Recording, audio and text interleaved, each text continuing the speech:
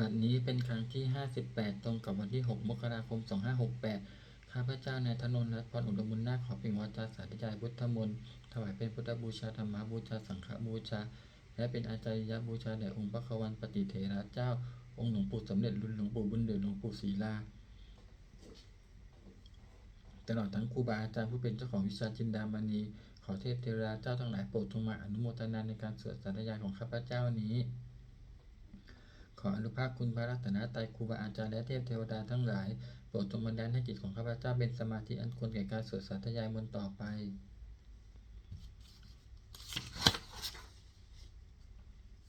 บทสวดชุมนุมเทวดาสัมมันตาจักรวาเลสุอัตตาขัจฉันตุเทวตาสัทธมังมุนิราชัสสะสุนันตุสขาโมขะทังสักเคกาเมจารูเปกิริสิกขานัตเตจันตลิเกวิมาเนทีเปรัตเถจะคาเมจารุวนาคหาเนเคหะวัตตุมิเขเตภูมาจายันตุเทวาชาลาทาราวิสัมเมยะกะคันทปนาคาติทันตาสันติเกยังมุนิวาราวาจานังสาทโวเมสุนันตุธรรมสาวนากาโลอยัมปทันตาธรรมสาวนากาโลอยัมปทันตาธรรมสาวนากาโลอยัมปทันตาบทสวดนามการสิทธิคาถานะโมตัสสะภะคะวะโตอะระหะโตสัมมาสัมพุทธัสสะนะโมตัสสะภะคะวะโตอะระหะโตสัมมาสัมพุทธัสสะนะโมตัสสะภะคะวะโตอะระหะโตสัมมาสัมพุทธัสสะบทสวดสัจจกิริยาคาถานาจิเมสรนังอัญญังพุทโธเมสรนังวารังเอเตนะสัจจวัชเชนะโสติเมโหตุสัพพทานาติเมสรนังอัญญังธัมโมเมสรนังวารังเอเตนะสัจจวัชเชนะโสติเมโหตุสัพพทานาติเมสรนังอัญญังสังโฆเมสรนังวารังเอเตนะสัจจวัชเชนะโสติเมโหตุสัพพทาบทสวดมหาการุณิโกนาโถติอาธิกาคาถามหาการุณิโกนาโถอัฏฐายะสัพพปานินังปุเรตวาปารมิสัพพปโตสัมโพธิมุตตะมังเอเตนะสัจจวัชเชนะมาโหตุสัพพุปัทถวามหาการุณิโกนาโถหิตายะสัพพปานินังปุเรตวาปารมิสัพพปโตสัมโพธิมุตตะมังเอเตนะสัจจวัชเชนะมาโหตุสัพพุปัทถวามหาการุณิโกนาโถสุขายะสัพพปานินังปุเรตวาปารมิสัพพปโตสัมโพธิมุตตะมังเอเตนะสัจจวัชเชนะมาโหตุสัพพุปัทถวา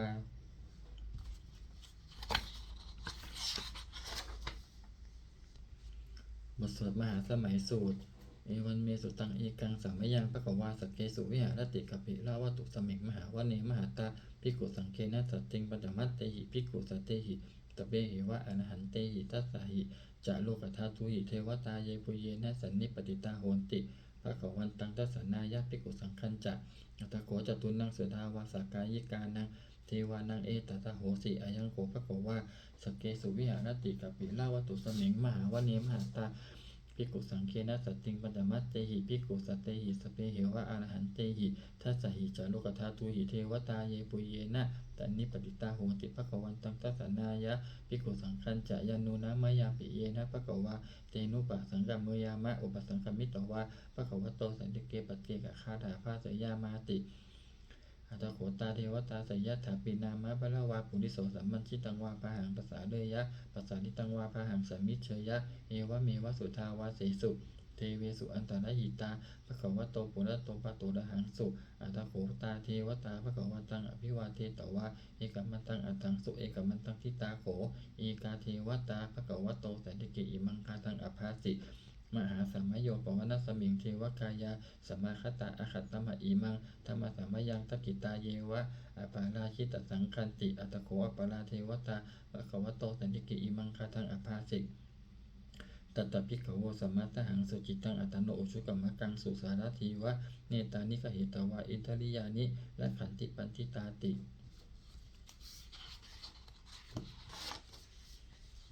อัตโขอปาราเทวตาภควโตสันติเกอิมังคาตังอภาสิเฉตวะขีรังเฉตวะบริคังอินทขีรังโอหัจมะเมชาเตจารันติสุทาวิมาลาจักขุมตาสุตันตาสุโสนาคาติอัตโขอปาราเทวตาภควโตสันติเกอิมังคาตังอภาสิเยเกจิพุทธังสรณังคตาเสนาเตกามิสันติอปายะภูมิปหายะมานุสังเตหังเทวกายังปาริภูเรสันติติอัตโขภควาภิกขุอามันเตสิเยปุเยนะภิกขเวทัสสะสุโลกธาตุสุเทวตาสันนิปติตาโหติตถาคตังทัสสนายะภิกขุสังฆัญจะเยปิเตภิกขเวอเหสุงอติตมัฏฐานังอรหันโตสัมมาสัมพุทธาเตสัมปิภควันตานังเอตปรมาเยวะเท วตาสันนิปติตาอเหสุงสยถาปิมหังเอตานะหิเยปิเตภิกขเวภวิสสันติอนาคตมัฏฐานังอรหันโตสัมมาสัมพุทธาเตสัมปิภะคะวันตานังเอตปารามาเยวะเทวตาสันนิปติตาภวิสสันติสยถาปิมหังเอตานะหิอาติคิสามิภิกขเวเทวกายานังนามานิจิตยิสามิภิกขเวเทวกายานังนามานิเจติสามิภิกขเวเทวกายานังนามานิตังสุนาตสาธุกังมนสิกาโนตาปาสิสามิติเอวันพันเตติโขเตภิกขุภะคะวะโตปัจจโสสุภะคะวะเอตทะโวจะสีโลกามะนุกัสสามิยะตะภูมาตทัสสิตาเยสิตาคิริขพลังปหิตตาสมาหิตาปุตุสีหาวสันลีนาโลมหังสาภิสัมพุโนโอทาตมนัสสาสุทาวิปัสสนมนาวิลาพิญโยปัญจสติยะตวะวันเนกปิโนวัตเวตโตอามันตยิสตาสาวเกสาสเนรเตเทวกายาอภิกันตาเตวิชานาตภิกขโวเตจะอัตตปะมะกะลุงสุตวาพุทธสสะสะนังเตสัมปาตุระหุยานังอามานุสานาทัสสานังอเปเกสตะมัตตะกงสหัสสังอัตสัตตะริงสตังเอเกสหัสสานังอามานุสานามัตตสุงอเปเกนันตมัตตะกงทิสาสภาบุตะอาหุงตันจัสสปังอภิญญายะภวกิตวานัจจกุมาตโตอามันตยิสตาสาวเกสาสเนรเตเทวกายาอภิกันตาเตวิชานาถภิกขโวเยโวหังกิตยิสามิคีลาหิอนุปุพพโสสัตตสหัสสาวยะขาภูมากปิลวัตตวาอิทธิมันโตชุติมันโตวันนะวันโตยะสติโนโมทมานาอภิกามุภิกขุนังสมิติงวนังชสหัสสาเหมะวตายักขานานัตตะวันนิโนอิทธิมันโตชุติมันโตวันนะวันโตยะสติโนโมทมานาอภิกามุภิกขุนังสมิติงวนังสาตาคีลาติสหัสสายักขานานัตตะวันนิโนอิทธิมันโตชุติมันโตวันนะวันโตยะสติโนโมทมานาอภิกามุภิกขุนังสมิติงวนังอิเจเตโสระสสหัสสายักขานานัตตะวันนิโนอิทธิมันโตชุติมันโตวันนะวันโตยะสติโนโมทมานาอภิกามุภิกขุนังสมิติงวนังเวสามิตาปัญจสัตตายักขานานัตตะวันนิโนอิทธิมันโตชุติมันโตวันนะวันโตยะสติโนโมทมานาอภิกามุภิกขุนังสมิติงวนังอุปปิโรราชักขหิโกเวปุลสันนิเวสนังปิญโยนังสตสหัสสังยักขานังปยิรุปปัสสติภูมิโรราชาคหิโกโสภคัสสมิติงวนังปุริมันจัติสังราชาทัตตะละโตปัสสสติอันทพานังอธิปติมหาราชายสติโสปุตตาปิตัสสะปะหะโวอินทนามามหาภลาอิทธิมันโตชุติมันโตวันนะวันโตยัสสสิโนโมทมานาอภิกามุภิกขุนังสมิติงวนังทักขินันจัติสังราชาวิรุณโหตปัสสสติอุปันตานังอธิปติมหาราชายสติโสปุตตาปิตัสสะปะหะโวอินทนามามหาภลา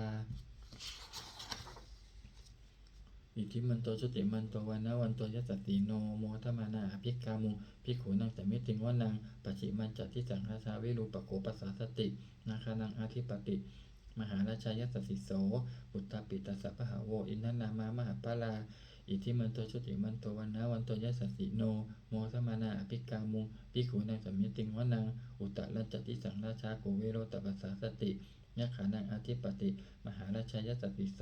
ปุตตาปิตัสสะปะหะโวอินทนามามหาภลาอิทธิมันโตชุติมันโตวันนะวันโตยัสสติโนโมทมานาอภิกามุภิกขุนังสมิติงวนังปุริมาทิสังทัตตะละโตทักขิเนนะวิรุณโกปัจฉิเมนะวิรูปโกกุเวโรอุตรังทิสัง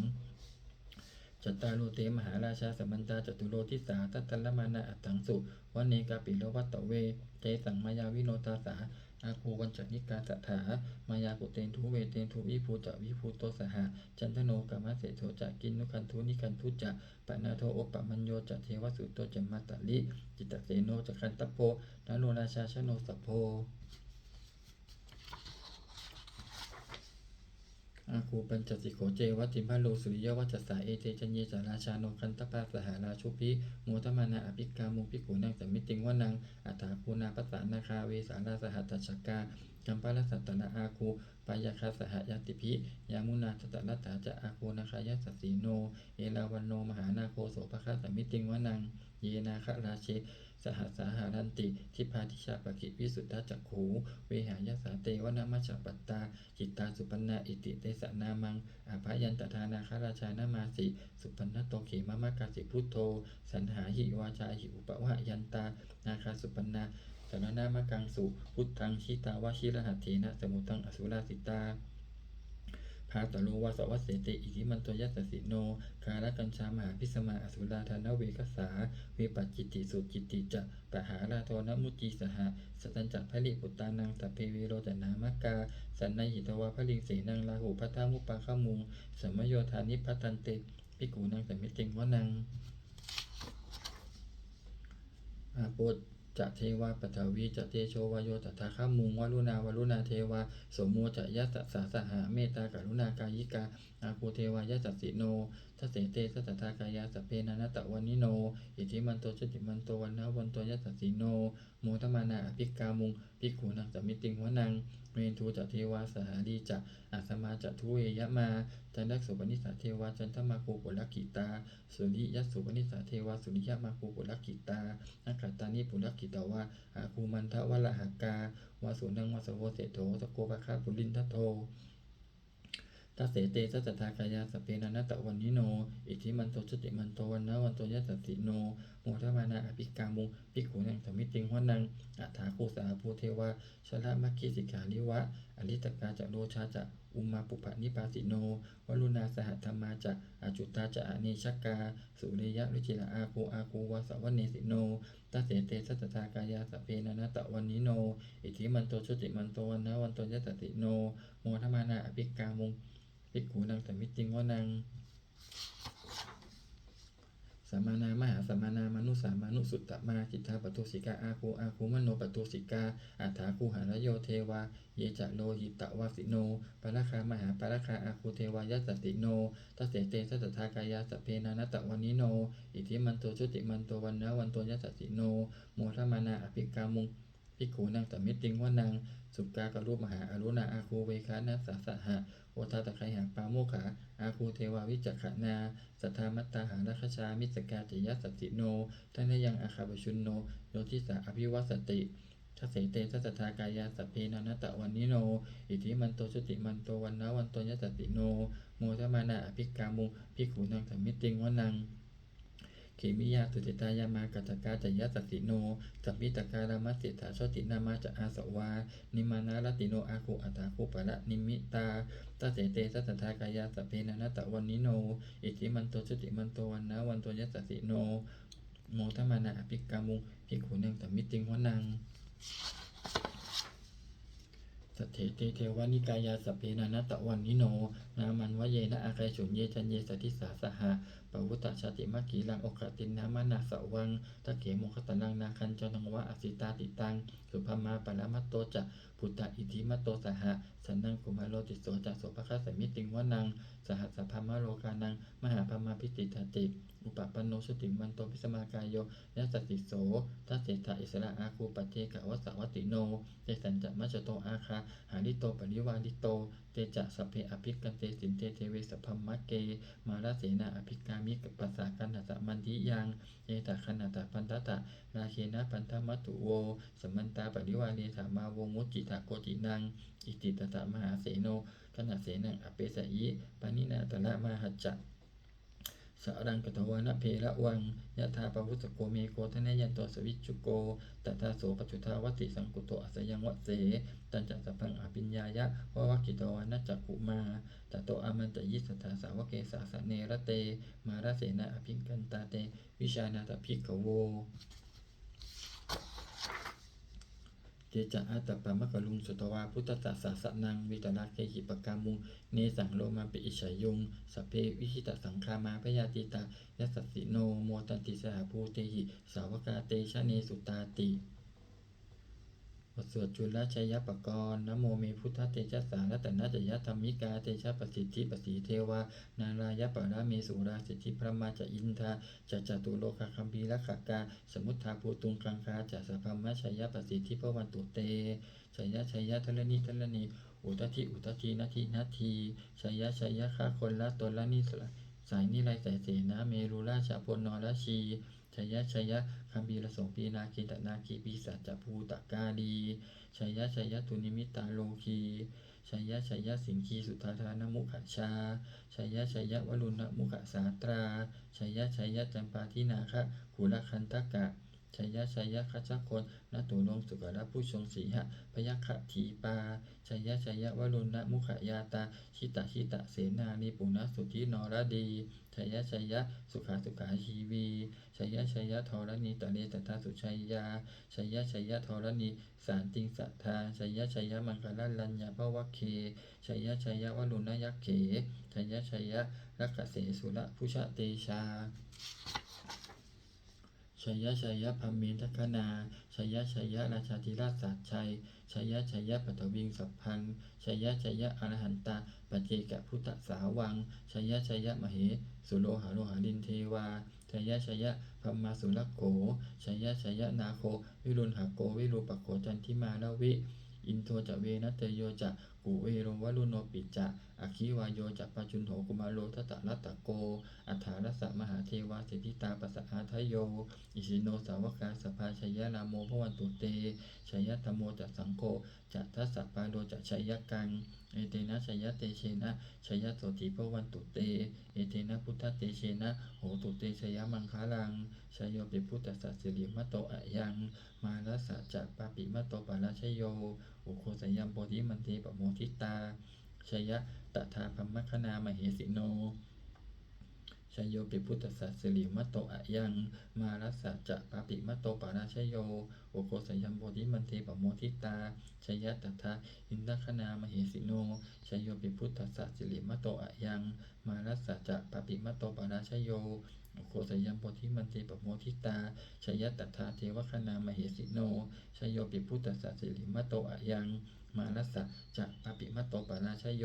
อุโคสยัมโพธิมันเทปโมทิตาชัยยะตถาสุปันนคณามเหสิโนชัยโยปิพุทธสัสสิริมัตโตอะยังมาลัสสะจะปาปิมัตโตปาราชโยอุโคสยัมโพธิมันเทปโมทิตาชัยยะตถานาคคณามเหสิโนชัยโยปิพุทธสัสสิริมัตโตอะยังมาลัสสะจะปาปิมัตโตปาราชโยอุโกสยัมโพธิมันเทปโมทิตาชัยยะตถาพัมมคณามเหสิโนชยันโตโพธิยามูเลสกยานังนันทิวัตตโนเอวังตะวังวิชโยโหหิชยสุชยมังคะเลอปาราชิตปาลังเกสีเสปัฏฐวีโปคะเรอภิเสเกสัพพพุทธานังอคัปปโตปโมทติทุนักขัตตังสุมังคะลังสุปภาตังสุหุทิตังสุขโนสมุหุตโตจะสุยิตังพัมมัจจาริสุปัฏฐกินังกายกัมมังวาจากัมมังปัฏฐกินังปัฏฐกินังมโนกัมมังปณิทีเตปัฏฐกินาปัฏฐกินานิกตวานะละพันตเตปัฏฐกิเนเตอัตถนัตตาสกิตาวิรุณหาพุทธศาสเนอโรคาสกิตาโหตะสหัสสเปหิยติภิสุนันตุโปโตเยเทวะอัสมิงฐานิอธิคตาทีคายุกาสตาโหตุสกิตาโหตุสัพพทาลักขันตุสัพพะสตานังลักขันตุชินะสาสนังยากาจิปัตนาเตสังสเพปูเรนตุมโนรัฐายุตตกาเลปวัสสันตุวัสสังวัสสาวลาหากาโลคาจุปัทวาเตสังนิวาเรนตุจัสสัพพทากายสุขังจิตตสุขังอรหันตุยะถาระหังบทสวดธรรมนิยามสุตตังเอวันเมสุตังเอกังสัมมยังภควาสาวัติยังวิหารติเชตวะเนอนาคปินทิกัสสะอาราเมตตะโกภควาภิกขุอามันเตสิภิกขโวติพัตันเตติเตภิกขุภควโตปัจจโสสุภควาเอตถะโวจาอุปาทาวาภิกขเวตถาคตานังอนุปาทาวาตถาคตานังทิตาวสัทธาตุตมะทิตตาธรรมานิยามัตตาสเปสังขาระอนิจจติตังตถาคโตอภิสัมพุชติอภิสัมเมติอภิสัมพุชิตวาอภิสัมเมตวาอติกติเตเสติปัญญเปติปัฏฐเปติวิวารติวิปัชชติอุตานิกะโรติสเปสังขาระอนิจจติอุปาทาวาภิกขเวตถาคตานังอนุปาทาวาตถาคตานังทิตาวสัทธาตุธรรมทิตตาธรรมนิยามัตตาสเพสังขาราทุกขาติตังตถาคโตอภิสัมพุชติอภิสัมเมติอภิสัมพุชิตวาอภิสัมเมตวาอติกติเตเสติปัญญเปติปัตตเปติวิวารติวิปัสสติอุตานิกาโรติสัพเพสังขาราทุกขาติอุปาทาวาภิกขเวตถาคตานังอนุปาทาวาตถาคตานังทิตาว วสาธาตุธรรมทิตตาธรรมนิยามตาสเปธรรมะอนัตตาติตังตถาคโตอภิสัมพุชติอภิสัมเมติอภิสัมพุชิตวะอภิสัมเมตวะอติกติเตเสติปัญญเปติปัตถเปติวิวารติวิปัชชติอุตานิกาโรติตเปธรรมะอนัตตาติอิธรรมโวจะภควะอัตตมนาติภิกขุภควโตภาสิตังอภินันทุนติ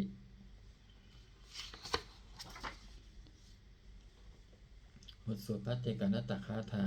อติตังนานวาคเมยนะปฏิกังเกอนาคตังบุคคลไม่ควรตั้งคิดถึงสิ่งที่ล่วงไปแล้วด้วยอาลัยและไม่พึงพะวงถึงสิ่งที่ยังไม่มาถึงยะถาติตัมปะหินันตังอปปัตตัญจะอนาคตังสิ่งเป็นอดีตก็รับไปแล้วสิ่งเป็นอนาคตก็ยังไม่มาปัจจุบันนั้นจะโยธรรมังตัทธาวิปัสสติอสังหิรังอสังกุปังตังวิธามะนุภะโดหเยผู้ใดเห็นธรรมอันเกิดขึ้นเฉพาะหน้าในที่นั้นๆอย่างแจ่มแจ้งไม่งอนแงนของแขนเขาควรพระคุณอาการเช่นนั้นไว้อัจเจวกิจมาตับปังโกชัญญามรณังสุเวความเพียรเป็นกิจที่ต้องทำวันนี้ใครจะรู้ความตายแม้พรุ่งนี้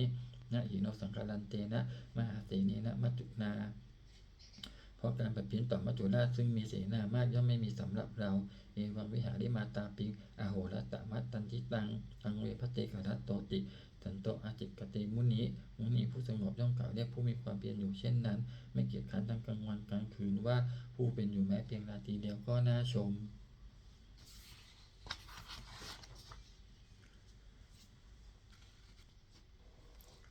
บทสวดธรรมะสังเวคะปัจจเวคขณะ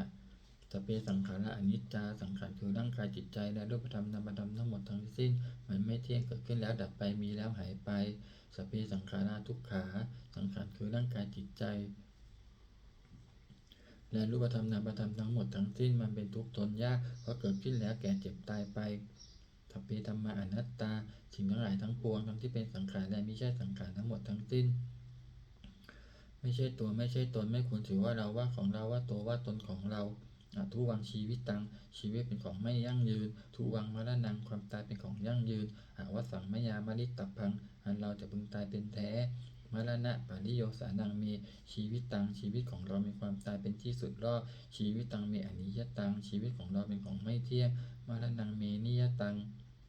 ความตายของเราเป็นของเที่ยงวัฏฏะควรที่จะสังเวชยังกายโยอจีรังร่างกายนี้มีได้ตั้งอยู่นานเปตวิญญาโนขันปัสสจากวิญญาณฉุดโทอันเขาทิ้งเสียแล้วอธิเศษสติจากนอนทับปัทวิงซึ่งแผ่นดิน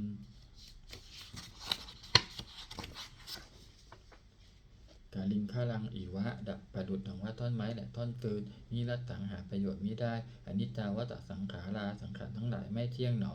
อุปาทะวยธรรมิโนมีความเกิดขึ้นแล้วมีความเสื่อมไปเป็นธรรมดาอุปชิตวานิรุชันติขันเกิดขึ้นแล้วย่อมดับไปเตสังอุปสมโมสุโขความเข้าไปสงบระงับสังขารทั้งหลายเป็นสุขอย่างยิ่งสเปสัตตามดันติจะสัตว์ทั้งหลายทั้งปวงกำลังตายอยู่มะลิงสุจักมะลิสาเลที่ตายแล้วและกำลังจะตายตะเทวหังมะลิสามิเราก็จะตายอย่างนั้นเหมือนกันนติเมเอตสังสโยความสงสัยในความตายนี้ย่อมไม่มีแก่เราเลย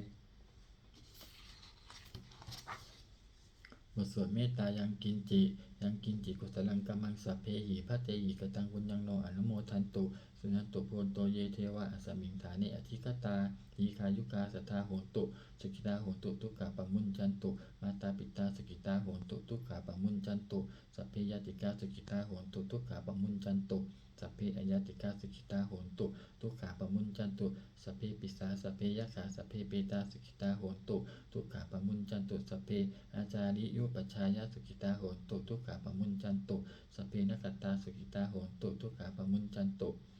สัพเพเทวาสกิตาโหตุทุกขาปมุญจันตุสัพเพสามาตินางสามิชันตุโวบทสวดบูชาหลวงปู่ทวดนะโมโพธิสัตว์โตอาคันติมายะอิติภควานะโมโพธิสัตว์โตอาคันติมายะอิติภควานะโมโพธิสัตว์โตอาคันติมายะอิติภควาปฏิทานคาถา ยาเทวตาสันติวิหารวาสินีถูเปคะเลโพธิคะเลตะยิงตาธรรมธานีนะพระวันตุปูชิตาโสติงกะโลนเตถะวิหารมันทะเลเถราจามัชชานวกาจพิกโวสารามิกาธนปฏิอุปาสกาคามาจเทสานิคามาจอิสราสัปปานภูตาสุกิตาพระวันตุเตชนะผู้ชายเยปิจาอันตสัมภวาสังเสทชาตาอัตโวปปาติกานิญญานิกังธรรมวาลังปจิจจเตสเพปิทุกขสะกะโลตุสังขยังถาตุจิรังสตังธรรมโมธรรมัทธาราจะปุคะลาสังโฆโหตุสัมมโควะอัฏฐายะจะหิตายะจะอัมเหระคตุสัทธรรมโมสเพปิธรรมจาริโนอุทิงสัมปาปุณยามะธรรมเมอริยปเวทิเตปัสสนาโหตุสัพเพปิปานิโนพุทธศาสเนสัมมาทารังปเวชันโตกาเลเทโวปวัสสตโตวุติภาวายสตานังสมิทังเนตุเมทะนิงมาตาปิตาจะอัตตชังนิจังรักขันติปุตตะกังเอวังธรรมเมนะราชาโนปชังรักขันตุสัพพะทาเทวตาอุโยชนะคาถาทุกขปัตตาจนิทุกขาพยาปัตตาจนิพยาโสกัปปัตตาจนิโสกาโหตุสัพเพปิปานิโนเอตาวตาจะอัมเหหิสัมปัตตังปุญญาสัมปัตทังสัพเพเทวานุโมทันตุสัพพะสัมปติสิทธิยาทานังกตันตุทัตถายะสีรังรักขันตุสัพพะทาภาวนาพิรตาโหตุขจันตุเทวตาขัตตาสุมังคละคาถาโหตุสัพพังสุมังคลังรักขันตุสัพพะเทวตาสัพพะพุทธานุภาเวนะโสติโหตุนิรันตะรังโหตุสัพพังสุมังคลังรักขันตุสัพพะเทวตาสัพพะธรรมานุภาเวนะโสติโหตุนิรันตะรังโหตุสัพพังสุมังคลังรักขันตุสัพพะเทวตาสัพพะสังฆานุภาเวนะโสติโหตุนิรันตะรังสัพเพพุทธาปราปัตตาปเจกานันจะยังพระรังอรันตานันจะเตเชนะรักขันบันทามิสัพพโสหนึ่งสัพเพพุทธาปราปัตตาปเจกานันจะยังพระรังอรันตานันจะเตเชนะรักขันบันทามิสัพพโสสองสัพเพพุทธาปราปัตตาปเจกานันจะยังพระรังอรันตานันจะเตเชนะรักขันบันทามิสัพพโสสามสัพเพพุทธาปราปัตตาปเจกานันจะยังพระรังอรันตานันจะเตเชนะรักขันบันทามิสัพพโสสี่สัพเพพุทธาปราปัตตาปเจกานันจะยังพระรังอนันตานันจเตเชนะและกันมันตามิสัพพโสห้าสัพเพพุทธาปรปัตตาปเจกานันจะยังพระลังอนันตานันจเตเชนะและกันมันตามิสัพพโสหกสัพเพพุทธาปรปัตตาปเจกานันจะยังพระลังอนันตานันจเตเชนะและกันมันตามิสัพพโสเจ็ดสัพเพพุทธาปรปัตตาปเจกานันจะยังพระลังอนันตานันจเตเชนะและกันมันตามิสัพพโสแปดสัพเพพุทธาปรปัตตาปเจกานันจะยังพระลังอาหารตานันจเตเชนะและขันมัตตามิสัพพโสเก้า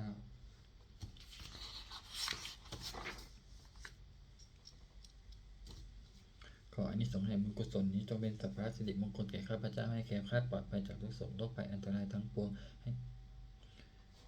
โดยอำนาจแห่งบุญกุศลที่ข้าพเจ้าได้สวดสาธยายพระพุทธมนต์นี้ข้าพเจ้าขอน้อมเกล้าอุทิศถวายเป็นพระราชกุศลแด่สมเด็จพระนางเจ้าสิริกิติ์พระบรมราชินีนาถพระบรมราชชนนีพันปีหลวงผู้เสด็จสู่สวรรคาลัยขออานิสงส์แห่งบุญกุศลนี้จงเป็นสัพพะสิริมงคลแก่ข้าพเจ้าให้แคล้วคลาดปลอดภัยจากทุกโศกโรคภัยอันตรายทั้งปวงให้มีแหล่งรายได้อันสุจริตมั่นคงเป็นสัมมาอาชีพอันชอบธรรมคำว่าไม่มีอดอยากยากจนขออย่าได้มีแก่ข้าพเจ้าขอให้ข้าพเจ้ามีสัมมาทิฏฐิตั้งมั่นในพระธรรมคำสอนแห่งองค์สมเด็จพระสัมมาสัมพุทธเจ้าดำรงอยู่ในความดีงามตลอดกาลนานอีกทั้งขอเทพเทวดาทั้งหลายผู้ได้อนุโมทนาสาธุกันในบุญกุศลนี้โปรดประสิทธิ์ประสาทพรน้อมส่งอนุภาพแห่งมงคลไปสู่วัตถุมงคลพระปิตายอดเศรษฐีทั้งฝ่ายไทยและฝ่ายลาวรวมถึงวัตถุมงคลทั้งปวงที่สามสิ่งอโมเลตได้จัดสร้างขึ้นให้เปี่ยมด้วยพุทธานุภาพเทวานุภาพและดิธานุภาพอันศักดิ์สิทธิ์อันในผลจะเป็นสิริมงคลแก่ผู้ครอบครองและบูชาทุกประการเถิด